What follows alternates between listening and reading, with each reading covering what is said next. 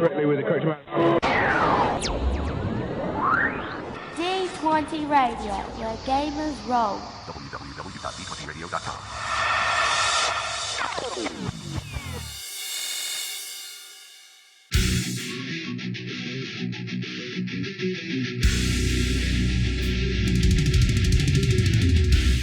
Welcome to Me and Steve Talk RPGs, a podcast where me and my friend Steve try and help you get the most out of your role-playing game experience.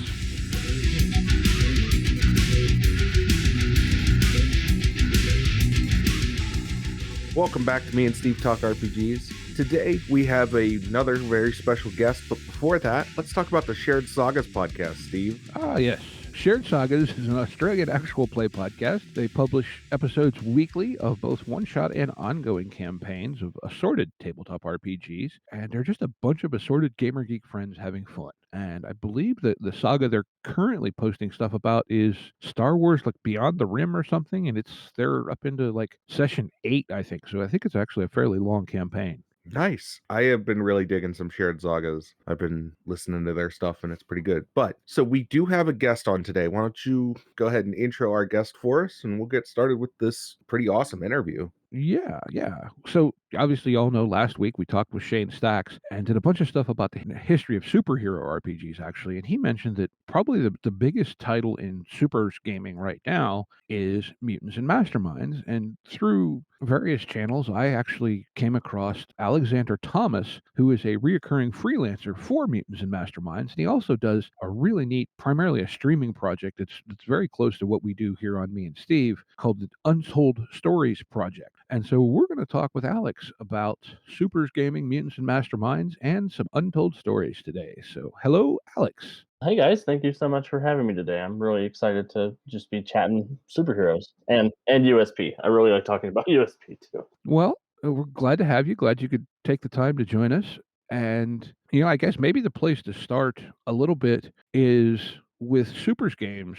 And Shane brought this up, and it's a unique challenge in a lot of ways to supers universes, is that you have such disparate power levels between comic book superheroes, all the way from, say a Frank Castle, Jessica Jones, Luke Cage, up to Superman and so on. And how do you create a game world and game mechanics where these things can exist but still be fun for everyone at the table? Yeah, and that's one of the big draws for superheroes. Is superheroes mean different things to literally everybody. I mean, everybody has their favorite genre, everybody has their favorite creators, their favorite characters, and that's one of the big challenges tackling the superhero genre. But I think M&M does a great job because it focuses on what can the character do and gives the GM a lot of flexibility to bring any kind of story to life. So the character creation is endlessly customizable. You can create any character that you can imagine, and they scale things based on a power level cap. So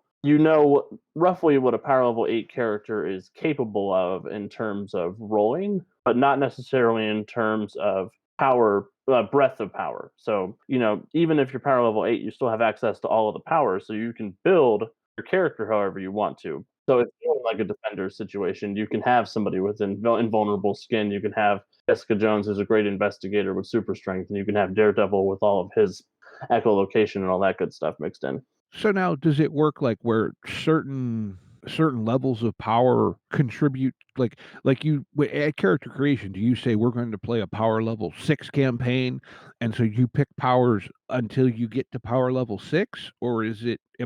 I mean, I don't know the game system at all. So no worries. So it's a point buy system. So if you're a power level 8 character, you have whatever 15 times 8 is 120 points to build your character with, and everything has a set amount of point cost. So you have access to all the tools that even higher power level characters have, but you have less points to work with, and your power level cap is different. So the way the power level cap works is your power level cap is your power level times 2, basically. And that's balanced in a number of different ways. So like your to hit bonus and your damage bonus can't be equal to more than twice your power level. So if you're power level 8, you can have a plus 8 to hit and do 8 damage, or 10 and 6, or it balances that way.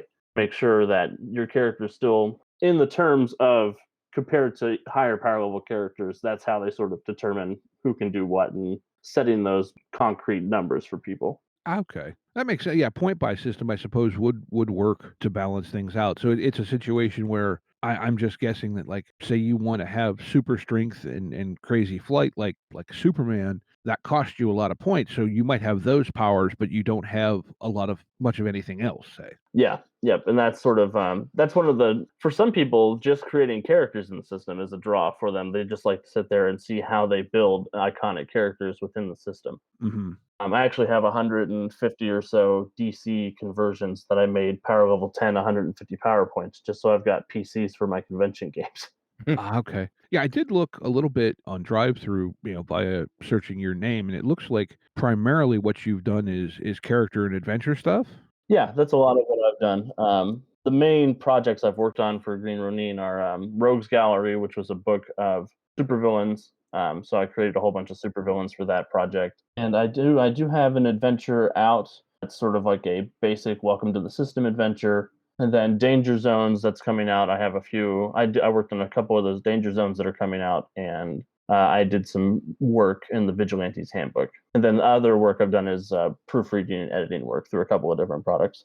Okay. So I guess one of the things I'm always curious about with a new game, and I think it's not uncommon for most people, is what is the system? And I do know enough to know that Mutants and Masterminds is a D20 based game, but I'm guessing it's not a Dungeons and Dragons variant. It's probably a bit different. Is that correct? Well, the fun thing is the second edition was pretty much a version of like third edition D&D that was turned into a superhero system, but the third edition has moved away from that.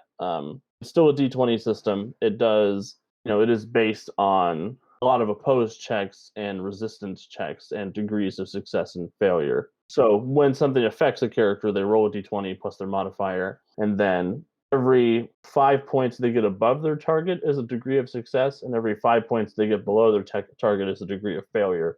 And it's that back and forth that sort of determines how the game's played. Okay. So it's still primarily a D20 roll over system in base terms?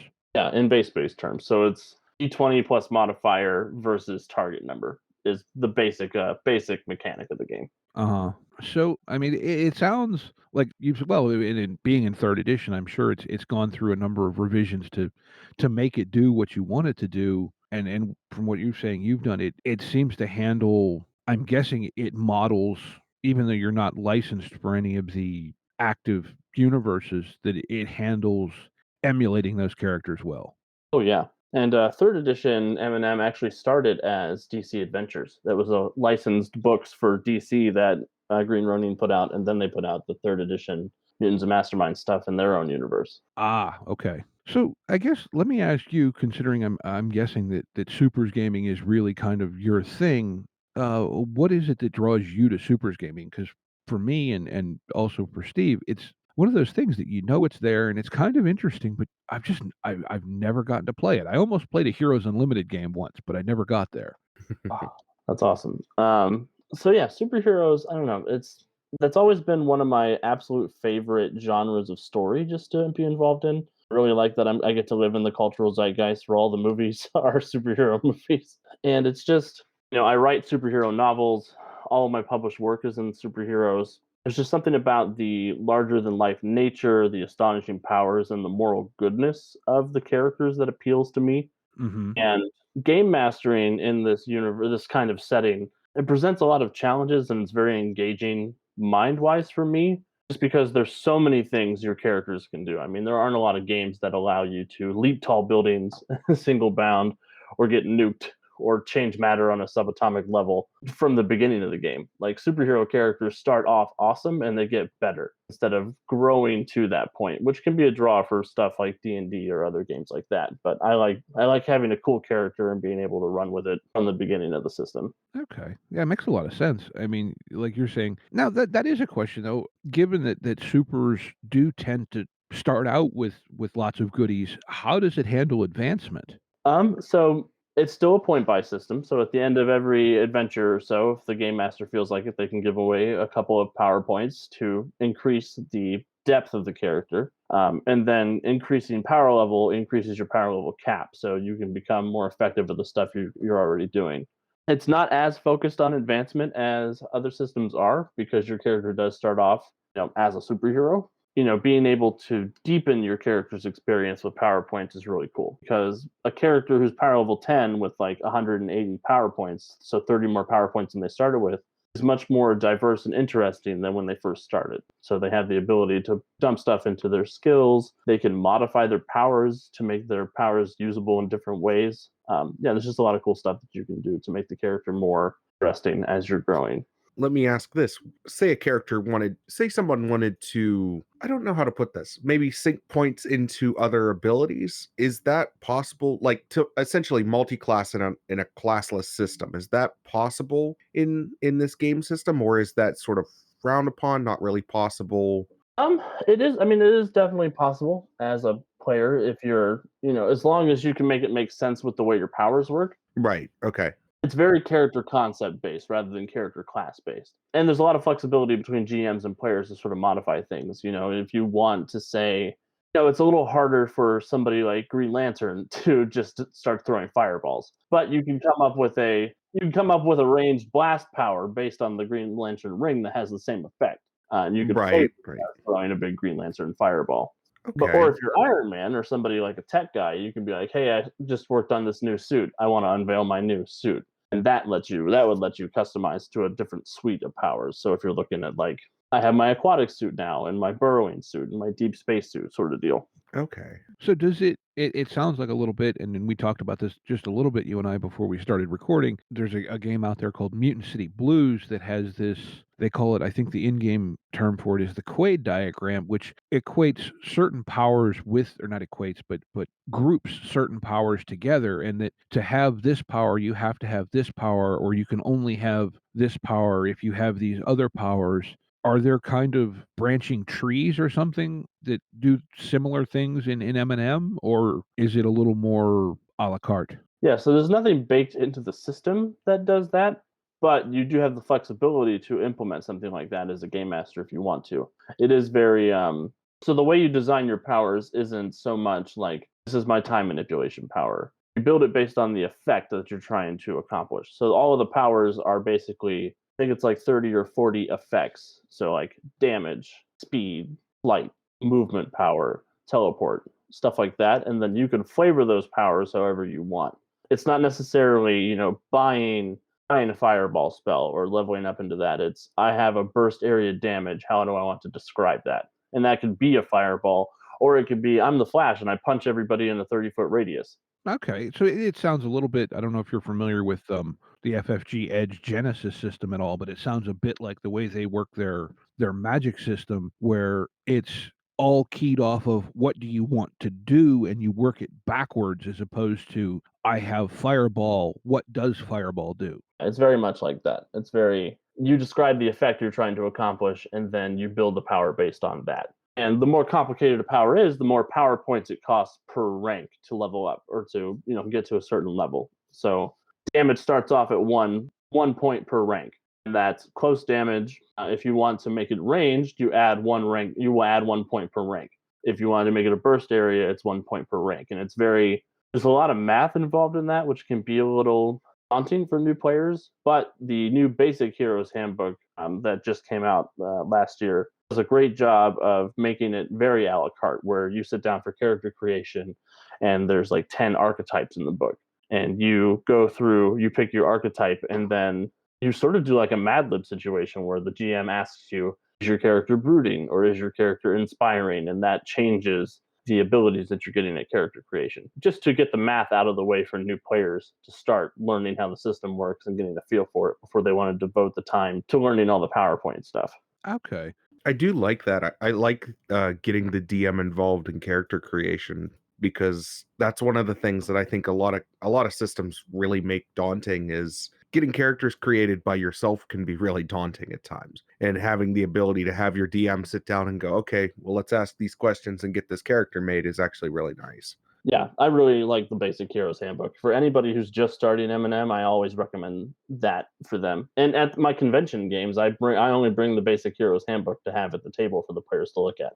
All right. Yeah. Now, you're saying that it's a little bit of a mathy system. Is it primarily, though, a front-loaded math where most of your math is at creation, or does it get a little bit, I don't want to say involved at the table, or once you have things created, is it pretty straightforward to play? So yeah, most of the math issues are at the beginning for character creation, and then it doesn't really show itself very often during gameplay. Especially if you have a GM who's willing to sort of like know the math and take it on themselves. Because the most complicated stuff that you'll do during a gameplay session is have to look at the target number they were trying to get and then add or subtract and turn that into multiples of 5. So like, okay, I needed a 25, I got a 19. That means I failed by 6. I take 2 degrees of failure for that, basically. Okay. There is the potential for some more complicated character math at the table if the characters are doing something called a power stunt, which is a hero point, and you can use your powers in a way that isn't listed on your sheet to the point total that your most expensive power costs. Okay. Some GMs are very hand wavy with that, which I can definitely appreciate. I've been hand wavy with it before because I'm more interested in having a narrative and a cinematic experience at the table. Mm-hmm. But if you're an experienced player or an experienced GM, you can say, okay, I bought these 4 powers, but I know I have in my back pocket that I could spend a hero point and I can do XYZ on top of that without having to pay at character creation for those abilities. Okay. Yeah, for instance, say you're Batman and you're dangling from a helicopter and a shark is attacking Robin. You could be like, okay, here's a hero point. I actually have my bat shark repellent up in the helicopter. I'm going to spray the shark with that. Okay. So it also has kind of a meta currency to allow you to just sort of say things are a certain way, because kind of like the story point, destiny point in Genesis or FFG Star Wars then. Yeah, so hero points are awesome. It's one of my favorite meta currencies in gaming because you can use them for more than just a reroll. You can use them to reroll if you miss. And in a reroll, if you roll 1 through 10, spending a hero point, you get to add 10 to it. So you're almost guaranteed to do better with a hero point. Ah, okay. But you can also use them to do the power stunts. You can use them to edit the scene for small things that your GM is willing to let you get away with. So, like, I'm fighting poison ivy in a greenhouse. Look, here's a hero point. The gardener left some herbicide behind when he left for the day. Little things like that. Or you can use them to attempt an instant counter. There's a lot of different things that you can do with hero points that are awesome. Yeah, I really like those kind of meta currency mechanics. They really add a lot of kind of flavor and cinematic flair to the game. Yeah. And I think they also encourage good role playing as well. I think a lot of players knowing that if they lean into the genre tropes, they can earn hero points. It makes the story feel more like a superhero story or whatever kind of story you're trying to tell. Like when I run Suicide Squad games, I call them parole points. So Yeah, no, that well, like you said, it encourages role play, and I think the other thing is it discourages that nitpicking, pre-planning stuff that just drags a lot of games down. You know, you don't have that 2-hour shopping montage because, well, we need to make sure we have rope and we have enough rations and we have enough, health potions or whatever the kind of little bookkeeping consumable things that you really should keep track of, but no one really wants to be bothered with. yeah, I mean, there's an audience for that kind of thing, but I am not part of that audience. Likewise. I mean, I like when I'm playing a rogue in D&D and I happen to have the right hotkey in my bag because I went through and I bought a whole bunch of unnecessary things. But I'd rather be able to just spend a hero point and say, "Hey, look, here's this thing that I've totally bought back at the market that I forgot to mention to the DM." Exactly. Yeah, I agree with that completely. I don't mind doing fun shopping bits every now and again, but the tedious of like making a like I already don't like grocery shopping. Don't make me do it in my RPGs.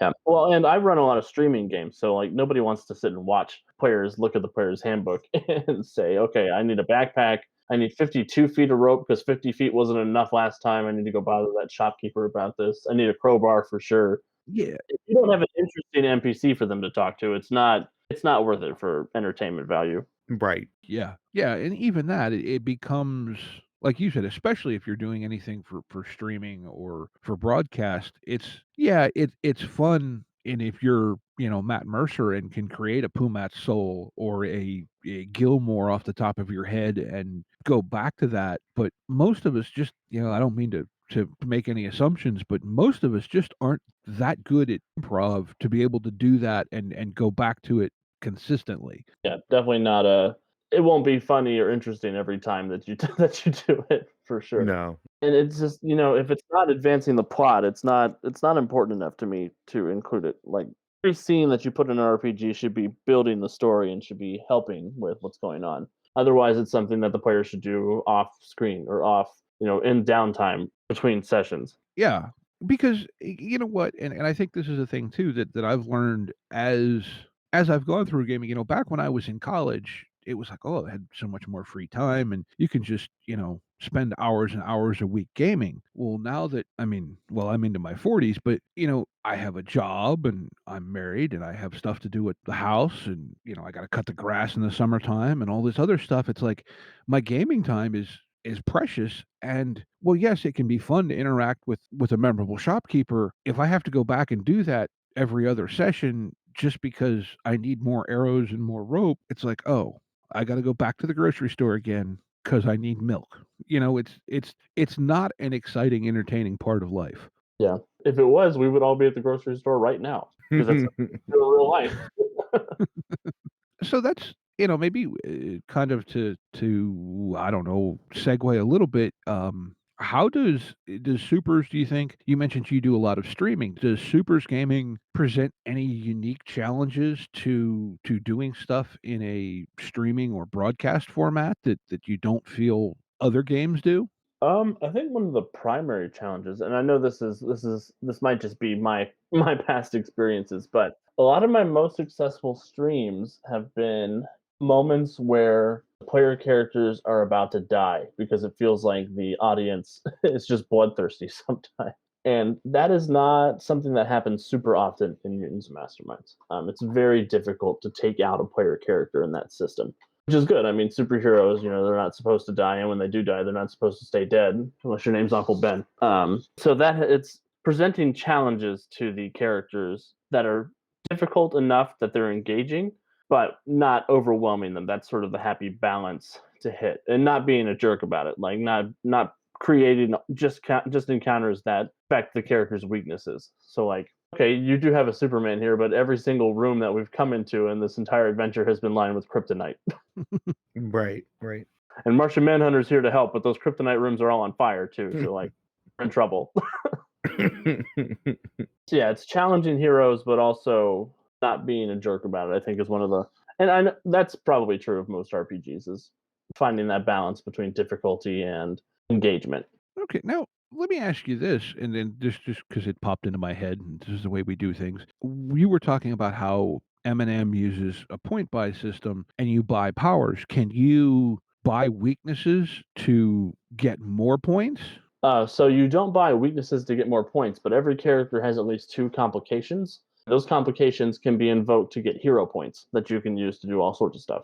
And those complications can be anything from like a kryptonite, or it can be a personality flaw like Wolverine's temper, or it could just be your motivation. So, like, I'm motivated to do good, or I have a responsibility, or I'm a thrill seeker. Those sorts of things that can encourage your character to act suboptimally for genre purposes and for gaining hero point purposes. Okay, so like Jessica Jones drinking, Mhm. etc. Because, like, and I think I mentioned this, and I may have even said it since we started recording. I don't know. My bigger, like I've said to a certain point, for me, if I'm going to play supers, I would personally much rather play kind of a street level game, something along the lines of the Netflix Marvel stuff, or the CW, like Green Arrow, Mhm. or that kind of more street level kind of thing is a little more appealing to me. Or like, and this one, and I mentioned this with Shane last week, and I don't think, as he brought up, it would be a really, really hard setting to do in a game, but like the Tick, just because it's absurd. Oh, that'd be so fun. Yeah, you have to find a good GM, but mechanically speaking, Mutants Masterminds can do it. But yeah, you'd have to find somebody who understood that genre and was willing to just dive in head first with you. Hmm. I think that's the hard part. More than mechanically speaking, I think everybody has different tastes in superheroes, and I think finding a group of people who just gel with you and want the same things from their story. Because I've run, like I said earlier, I've run Mutants and Masterminds games for Star Wars: The Clone Wars, for Fallout, Suicide Squad, Guardians of the Galaxy, the Avengers. I run games set in the universe of my novels, which is a fantasy noir setting. So it's very street level, very 1930s Jessica Jones. Yeah, there's all sorts of stuff that you can do in Mutants Masterminds. It's just a matter of finding the right players and the right GM for the genre you're looking for. Yeah, that's really cool. I think the system sounds really nice as far as like the flexibility of it. It sounds like a very usable system to do just about any sort of heroes game that you would, or supers game that you would want to play. That seems pretty. I'm definitely gonna have to get my hands on it and try. This is a genre for me that just never really.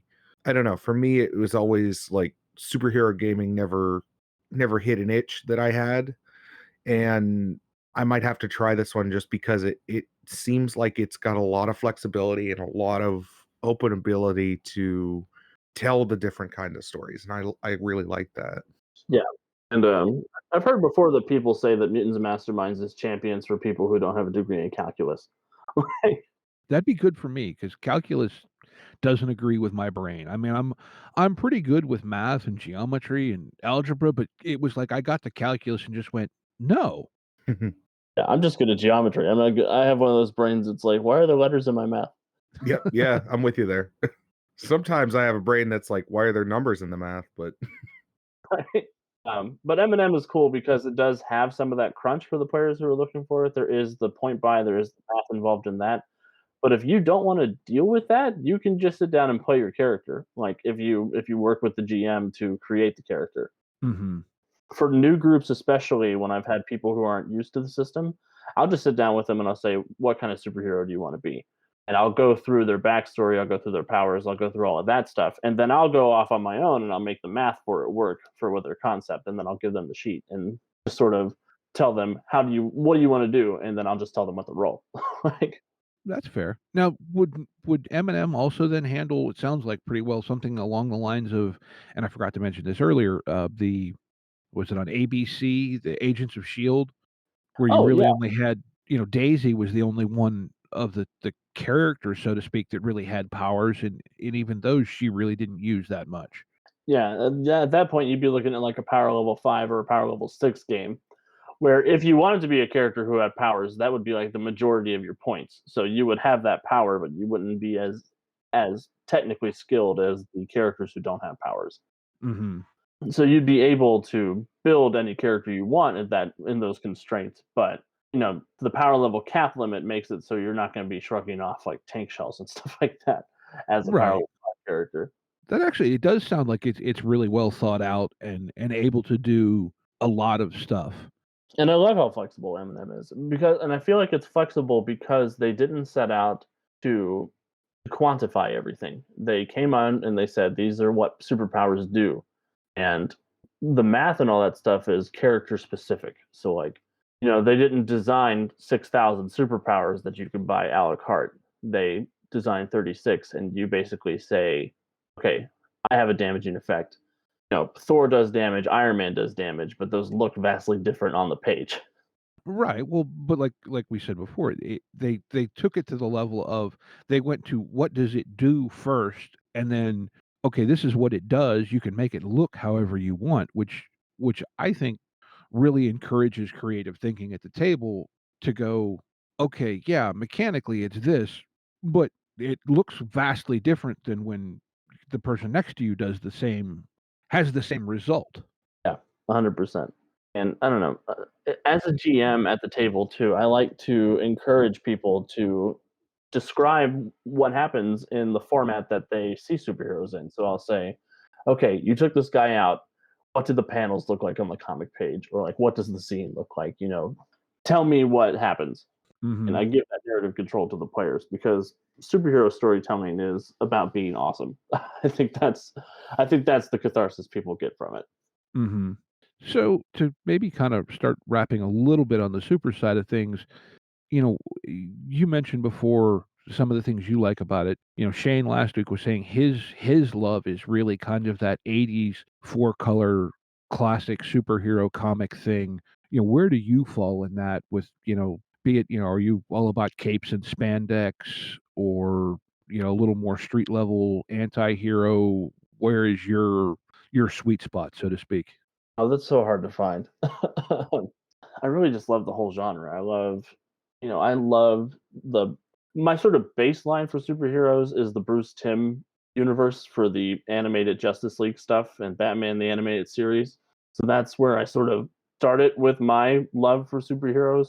But honestly, I love everything from the Boys to the Defenders to Invincible just came out. I really enjoyed that. I love the MCU. Yeah, I haven't got to touch Invincible yet, and I'm excited. It's pretty good. I would definitely recommend checking it out. I love the whole genre, and I love that I have the flexibility in M&M to tell the stories that hit me as they come. Like convention wise, some of my favorite games to run are Suicide Squad games because people get to be a little naughty, and they don't usually get to do that. And even like, I even ran a D&D. I ran a Mutants Masterminds game where the Justice League interrupted Mr. Pitlick's D&D game, and he forced them into a setting as themselves. That sounds pretty fun. That sounds like a good time. It was a wild scenario. They were so mad when I took away their Justice League character sheets and I gave them a bunch of D&D characters. Made Batman a halfling rogue named Bruce Padfoot. Yeah, of course you would, because it's Mixaplex. Yeah, that makes perfect sense. The guy playing Batman was awesome because he was like he sort of started like Bruce is not into this, and then by the time they got to the end of the D&D thing, Batman was acting like a rogue, and it was so funny. That sounds like a really good time. Yeah. Okay, so because no comic book thing would be complete without a kind of unusual versus matchup, and we gave Shane Spawn and Ghost Rider, which was a listener question. The same person, Agent Zero on our Discord, asked, "Who do you think would win a fight between Spawn and Doctor Strange?" That's a good fight. I think that would be an exciting fight. I think Doctor Strange takes it, though. Yeah. Spawn has a lot of really cool and interesting powers, and he's very difficult to deal with. I feel like Doctor Strange has him in the utility department, where like Doctor Strange could just teleport him to the far end of the universe and just be done with it. Well, I think Strange is also like, if you give Strange like 2 minutes, he's got it figured out and is like, oh, okay. Well, I don't need to deal with you right now. Well, I think time is the great equalizer, and Strange, at least from my limited exposure, that's part of his bag of tricks.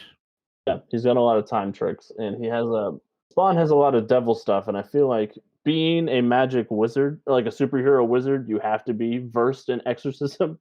You have to be versed in demonology and dealing with specifically hell stuff to make it go away, because as a sorcerer supreme, your job is to protect Earth from all of that stuff instead of the guys in costumes. That's fair. Well, how many times has Strange just straight up gone against Mephisto in the universe and been like, you're a problem? Yeah. And Mephisto has been like, I don't want to fight with Doctor Strange today. Yeah, exactly. I think that's gonna be the thing, is that like Strange is gonna be like, I can deal with you because I've dealt with worse, and Spawn's gonna try and use his powers and be like, this is a problem. I want to see Spawn fight Etrigan the Demon. I think that would be that would be awesome. That is Etrigan's so cool. That's one of my favorite series. Is Justice League Dark stuff is always awesome. Yeah, we did a live stream for Justice League Dark at Gen Con last year for USP, and that was such a fun game. We had Swamp Thing, Constantine, Zatanna, Etrigan was one of the player characters, and Deadman, and then Green Arrow. There you go. Green Arrow was there because the premise of the game was the Justice League was all trapped in a nightmare dream state. So the Justice League Dark had to go into the big three's nightmares. So they had to go into Superman, Batman, and Wonder Woman's nightmares to break the chain. Nice. Yeah, I was always a big fan of Green Arrow, and just stick him in anything, and I'm interested. So I say I really liked it, as much as I never got into comic books per se, but I really like the CW Arrow series. Yeah, I really enjoy everything that they do in the Arrowverse. Legends of Tomorrow is probably my favorite superhero thing anywhere right now. I haven't watched them in a year or two, any of that stuff. But yeah, Legends of Tomorrow was really good. Supergirl and was okay. I mean, like I watched some of it and I like the Flash stuff, but the weird crossover stuff I think was the best. Yeah, I love the crossovers. I really like that they gave Kevin Conroy the chance to play Batman on screen, or play Bruce Wayne on screen. I wish they'd have done a little bit different with him in the crossover, but I like that they got him out finally instead of just behind the animation booth. Well, I no shocker to anybody, but I did recently watch the Snyder cut of Justice League, and man, I thought he was miscast in Batman v Superman, but I think he's actually really good. Ben Affleck as Batman in that series, he actually came into his own. I felt in Justice League, which is weird because I thought he was really stilted in BVS, but Yeah, and I think part of that was just the plot for Batman v Superman wasn't very great. I agree with you. I was tentatively excited to see Ben Affleck as Batman throughout that series, just because he looked so good in the costume. I mean, he had the chin. It looked like he could beat you up, which I think is important for Batman.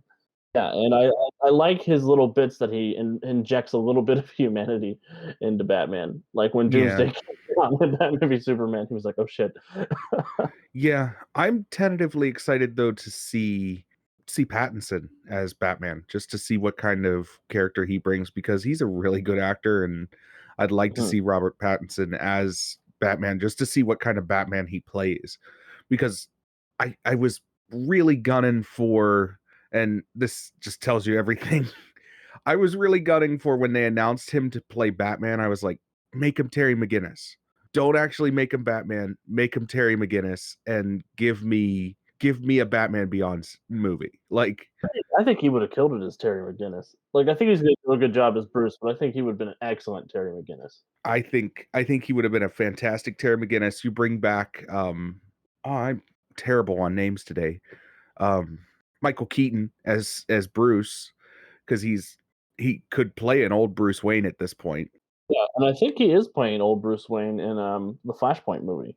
Yeah, so if he's playing old Bruce already, bring him for the, future, and cast Pattinson as Terry McGinnis, and now I'm super happy because now we're talking about a series that was my childhood because it crossed all of the lines. It was like this weird sci-fi future with Batman.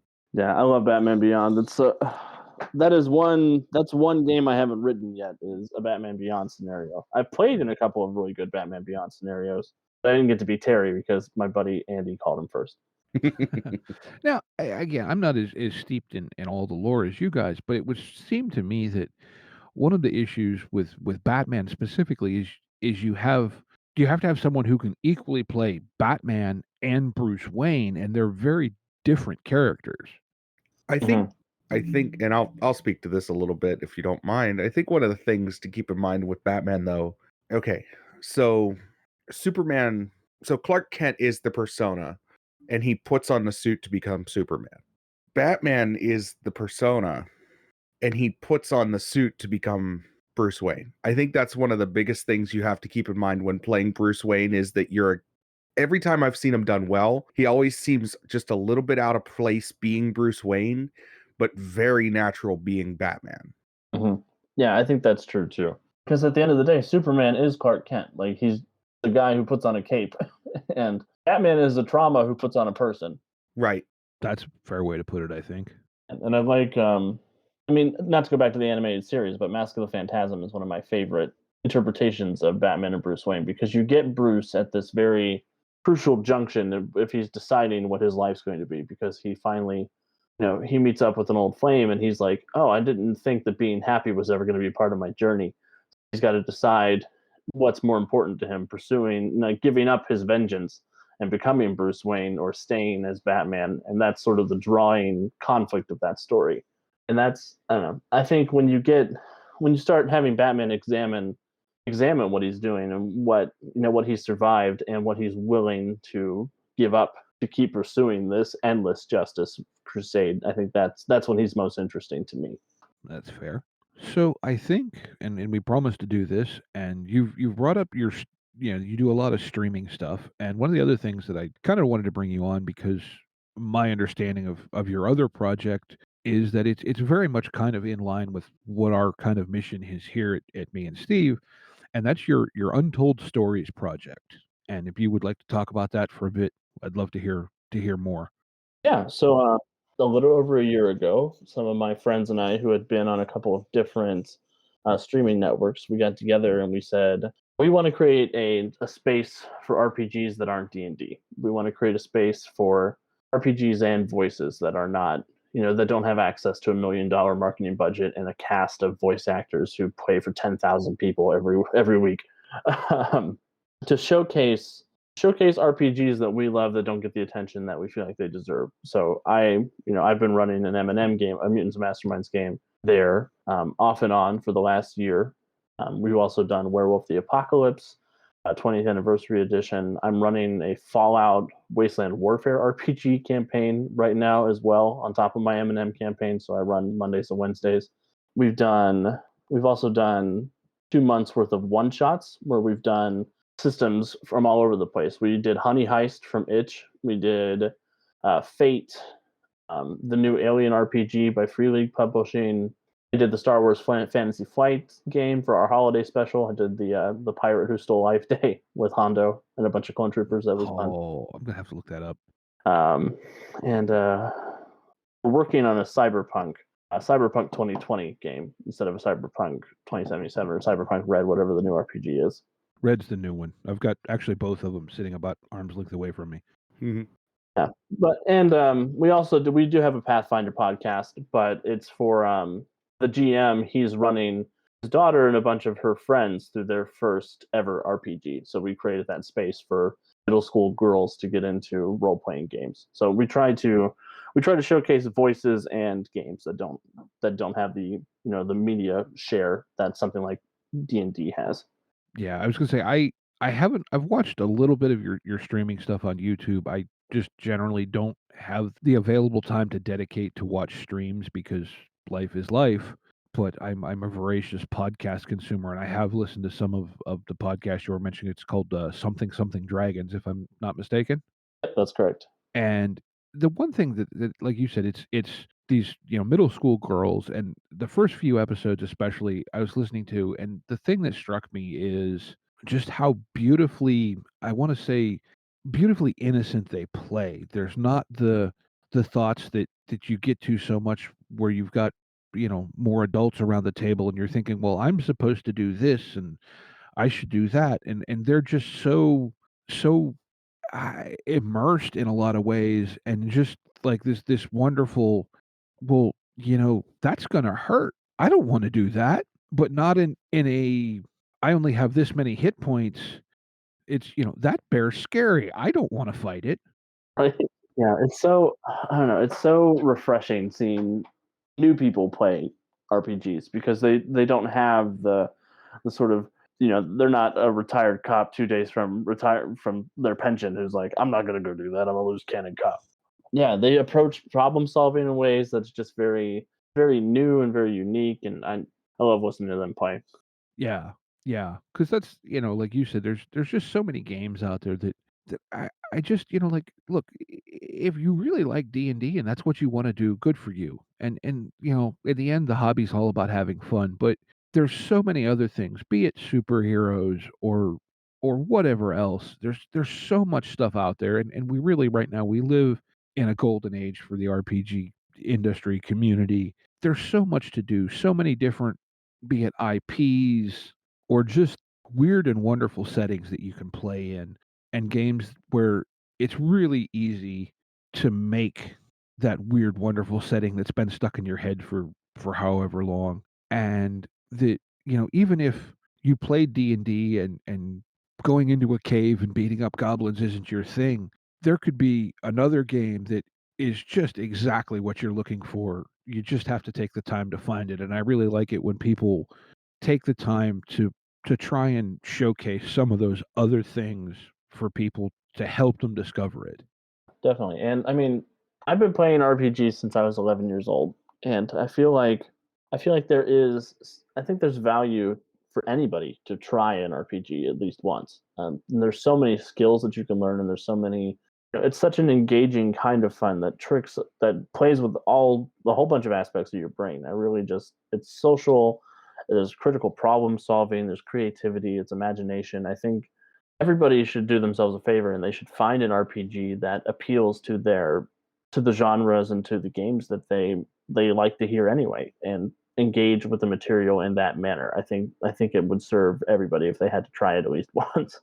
Yeah, I don't think you're wrong. I completely agree with you. I think if you're interested in any sort of media, you can find an RPG for you. And like I'm the person who's like a proselytizer for RPGs. Like any new workspace I wind up in day job wise, I'm like, hey, you guys should try this, and that's how I try to bond with my coworkers. I'll shout about it on the rooftops. I'll talk to anybody about playing RPGs. Well, it can do so many things. It can be an escape. It can be kind of a catharsis thing where you can, kind of work out some frustrations. It can be a way to kind of explore ideas or feelings without having to directly face them as actual life, or it can just be, hey, let's go beat up some goblins. It doesn't have to be more than that, but even doing that it's good for you. I mean, I don't know. I don't think I could have gotten through the quarantine that we've been going through without RPGs online. Just it's a way to be social. It's a way to get out of your head for a while. It's a great escape. Yeah, yeah, I think that's so. We talked about that. Where can people find be it your streams? Do you have a website? I know you have a Twitch channel, but like I said, because I don't really watch streams, I don't know it off the top of my head. So we are on Twitch on Mondays, Tuesdays, and Wednesdays. You can find us at twitch.tv/Untold Stories Project. We are currently in the process of creating our website. We're hoping to have that finished and available for the public by the start of our Q2 games at the middle of April, beginning of May.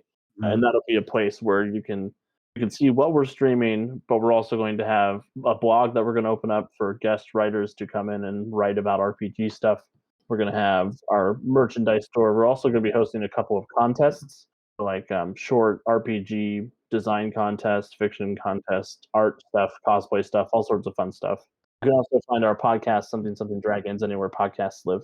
All of our playbacks are on YouTube as well. Okay. Yeah, I think I subscribed to your YouTube channel a while back, but I don't spend a lot of time on YouTube because it doesn't mesh with what I have to do the greatest, unfortunately. Oh, I completely forgot we played East Texas University too. That was so much fun. That's actually, I think, the one I did. Well, I watched/listened to. I want to say it was the first session of that. It was a fun game. That was so good. That's kind of what like a college age Buffy is what it struck me as. Yeah, that's what it was sold to me as too, and that was what we did. It was so good. Well, sounds to me then like we've kind of covered all the things we wanted to cover. Do you have anything you wanted to ask us directly, or? I can't think of anything super super off the top of my head. Okay. Well, then I think maybe, Steve, you know what time it is? Is it game of the week? It's time for Game of the Week. Game of the week. Game of the week. So I briefed you a little bit on what this is, Alex. What we do is we just kind of randomly pick a game that either we played a long time ago or we happen to find it on, say, like Drive Through RPG or Itch or, some weird backwater website, whatever. But in any case, we just kind of pick a game and give a quick elevator pitch for it. And just as a way to, like we were just talking about, help people realize some of the weird and wonderful RPGs that are out there. So would you like to join us in playing Game of the Week? I would love to. All right. So who would like to go first?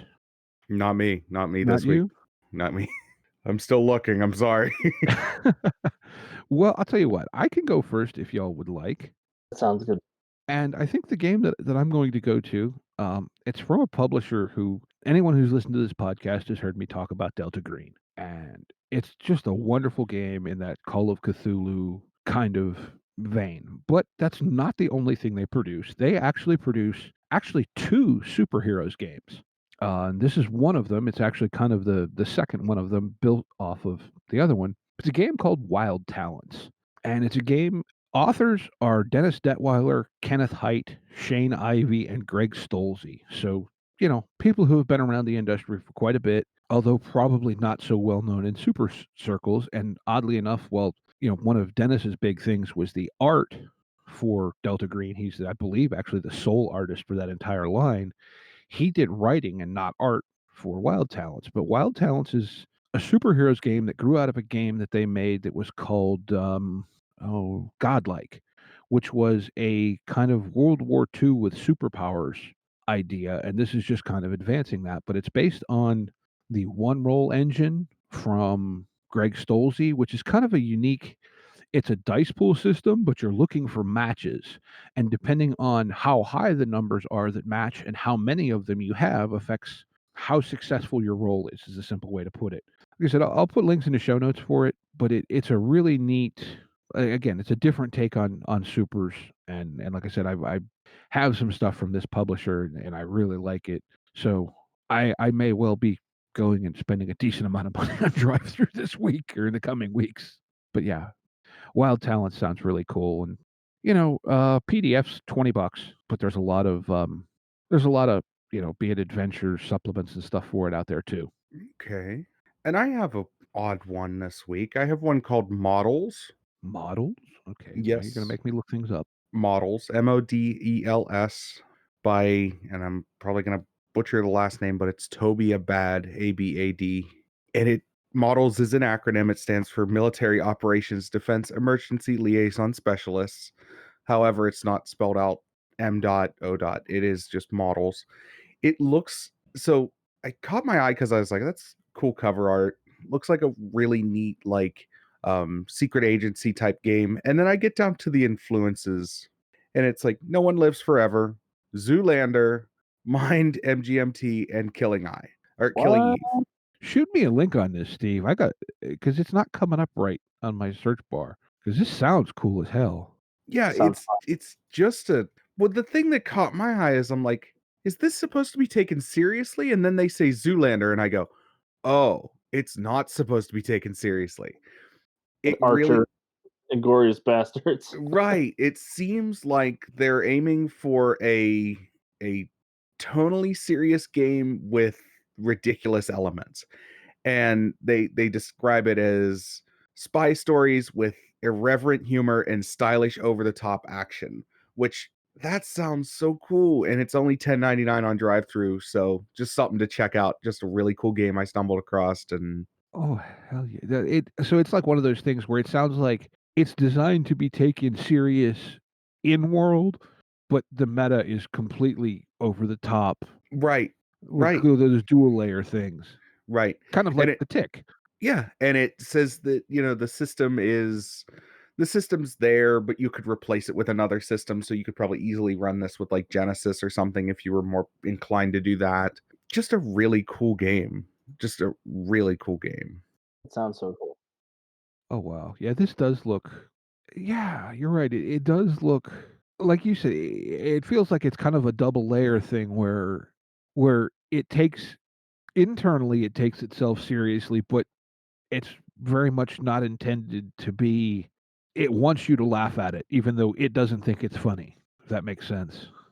Mhm. It's Zoolander. Zoolander is the perfect description of what's going on in that world. Like everybody in world is super serious, but when you look at it from the outside, it's hilarious. Yeah. Now that does look fun. All right, add to wish list. There's gonna be lots of ideas for our one shots when they come back around in the summer. All right, so you have any moments of inspiration here, Alex? Yeah, so there is a game that I will bring up for game of the week. This is a game that I've only played a couple of times, but I really, really want to play again. It's called Slasher Flick by Spectrum Games, Okay. and it is a game dedicated to reenacting 80s slasher movies. So all of the characters are super expendable. You have a lot of stuff in the book about how to create your perfect slasher. So if you want to recreate something like Halloween or Friday the 13th or Nightmare on Elm Street, it has all sorts of stuff. I did look at this. I just never touched it. So you're saying it's pretty fun then? Yeah, it was really really fun to play. I haven't run it yet, but it was there's a whole stack of characters at the table for you. So if your character gets killed, you do have another character that you can pick up and be back in the action. And it has its own meta currency like a hero point, but it encourages the survivors to act like they're in a horror movie. So like drop the weapon after you use it once, or split up, or say who's there, and then go look in the dark for the monster. Okay. Oh, this sounds fun. Yeah, that's exactly the type of stuff we're looking for here. Sounds pretty darn cool.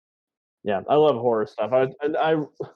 There's usually some horror elements in all of my all of my superheroes RPGs, which is really hard to do because it's really hard to scare Superman. But the trick is to scare the player, not the character. Well, I think that though, eh, not to go off on it. Well, we go off on tangents here all the time. So, but that is the thing with that makes horror games so difficult is that in a lot of ways it's you almost to really sell a horror game, you have to scare the player a little bit. Mhm. But yet part of the fun is that what do you want to say that meta split between you as a player calmly sitting there looking at your character and going, "It would be really dumb to do thing X," but your character not having the context to say it would be really dumb to do thing X, so you do it anyway. Right? It's hard to get players to act like they're in a horror scenario. Like they're like, okay, I'm a gamer, I'm gonna survive this, and it's trying to get them to tear that mask away a little bit and get involved. That's why I think Call of Cthulhu works so well, is because you can basically not force, but basically coerce your players into doing things using the insanity mechanic, or using, you looked at something you shouldn't have looked at, basically. Yeah, Mhm. well, it's I think understanding that, and I think perhaps this is something for me. I discovered really RPGs before. I mean, RPG video games were kind of a thing then, but not to the extent they are now. And I think a lot of people now are coming to tabletop RPGs from a video RPG background. And so, Mhm. like you said, their mentality is that third person. I need to survive and beat this. Where that's not always what a tabletop RPG wants you to do. Right. 100%. There's I don't know, there's getting the gamer to separate to forget that they're playing a game. I think that is one of the most beautiful things that can happen as a game master. Yeah. I ran a Suicide Squad scenario at Origins a few years ago where it was the Batman 66 villains in the Suicide Squad defending the Beatles during their first tour of the USSR. Oh And wow. the Beatles got everybody but Ringo got abducted and taken into Skataris, the hole in the center of the earth or whatever. And the whole time everybody was having this great wonderful time. But because it was the 60s, the bombs in their head were all on one detonator, so Rick Flag could kill all of them at once instead of individually, and only all of them at once. So they were sort of going along, they were all behaving themselves. And then for some dumb reason, the party was like, okay, we're at the wizard's tower or whatever. We're gonna send Ringo and Rick in to distract the necromancer, the sorcerer, and then we're gonna sneak up behind him and blow him up.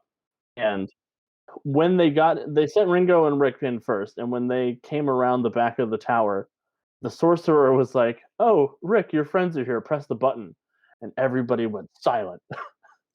They're like, "What do we do?" It was so cool. I got goosebumps just thinking about it. It's just everybody was so invested in playing their characters, and they were like, "Ugh, "We're all gonna die." That's the end of the.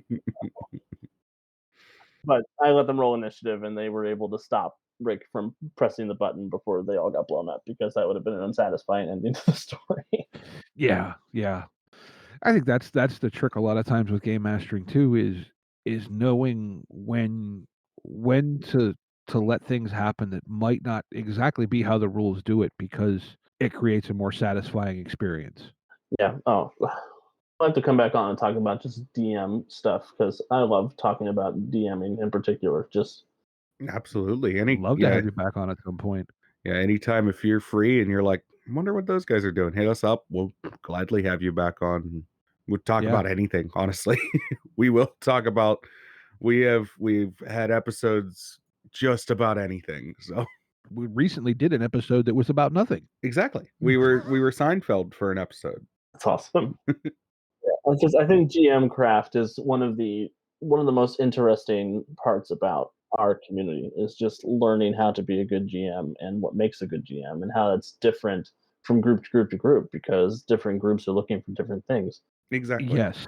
Yes, that is such a big factor that that's the reason that there is no literal how to be a great GM text because I mean there's the guy on YouTube that has that channel and he's got a lot of wonderful insights, but it's there is no one size fits all solution. Oh, because it's a group activity. I mean, the GM is important, but he's not any more important than having good players. I mean, I always tell my players, I'm like, if you are good players, this won't be work for me. Yeah. Yeah, and that's, not to tie everything to Critical Role, but it's such a touch point in the community. Mercer people, look at, "Oh, Matt Mercer's the greatest, blah, blah, blah." Look, Matt Mercer's really good, I think. But what a lot of people lose when they say that is he's also playing with a group of professional actors who are also his friends, and they have played together for years. So it's an assembly thing. It's not that Matt isn't good, but because of the table he plays with, he looks even better.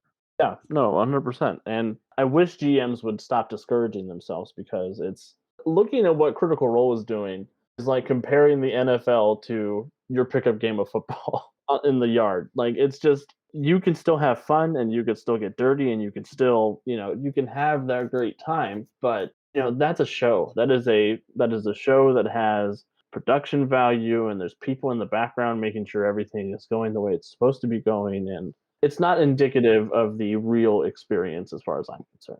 Yeah, I like to tell people it's not what D&D is, but it is something D&D can be. Yeah, I agree. But the talent and the work that goes into making D&D into that is extensive. Yeah, and I wish people wouldn't discourage themselves or feel disappointed when their game isn't like that. Yeah. Because if your players are having fun, you're winning. Like as long as everybody is relaxing and enjoying themselves, you have played D&D. Like Yeah. It's about having a good time. Yeah, yeah. having those stories that you're gonna tell for years and years and years. Like I remember all of my best and all of my worst games from conventions. Mhm. I remember one game at Gen Con a couple years ago where the GM had not learned anything about GMing since 1983. And that was one way that gaming could be done. And it was just, oh my God. Yeah. Yeah, we have stories like that.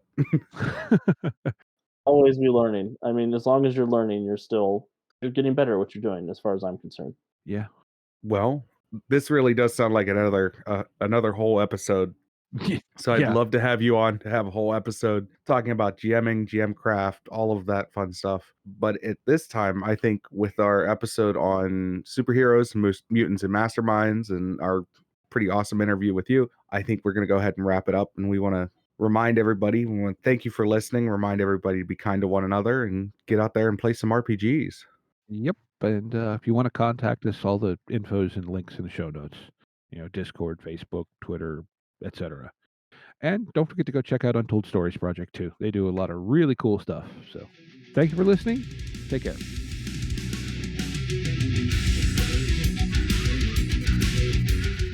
Intro and outro music by the band 12 Noon. You can email us at meandsteverpg@gmail.com. You can also find us at facebook.com/meandsteverpg. Thank you and be kind to each other.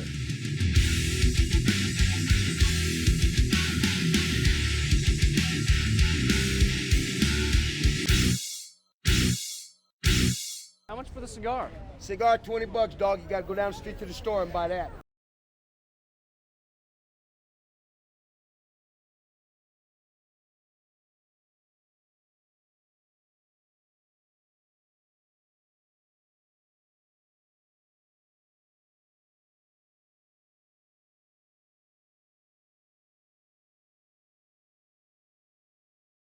It's scary as hell.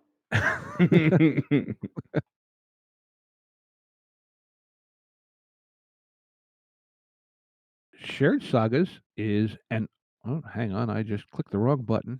There we go.